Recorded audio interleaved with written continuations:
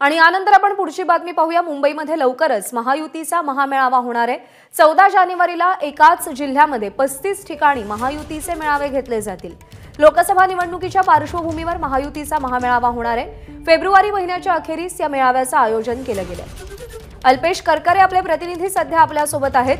अल्पेश, या महामेळाव्याचं स्वरूप नेमकं काय, कसं असेल, कसं आयोजन केलं जातंय आणि काय हेतू आहे त्यामागचा?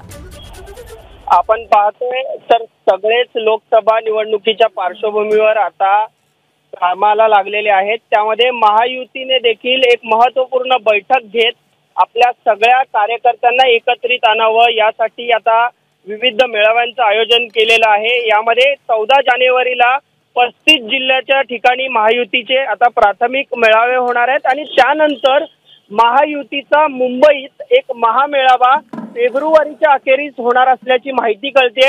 मुंबईतली छत्रपती शिवाजी महाराज पार्क म्हणजेच दादरचं शिवाजी पार्क मैदान किंवा बीकेसी येथे हा महामेळाव्याचं आयोजन करण्याचं सध्या काम सुरू आहे।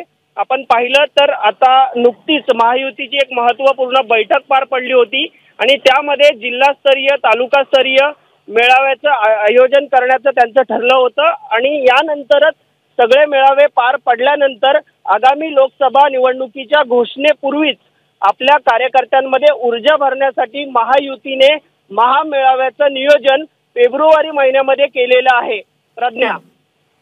अल्पेश, धन्यवाद दिलेल्या अपडेटसाठी। एबीपी माझा, उघडा डोळे बघा नीट।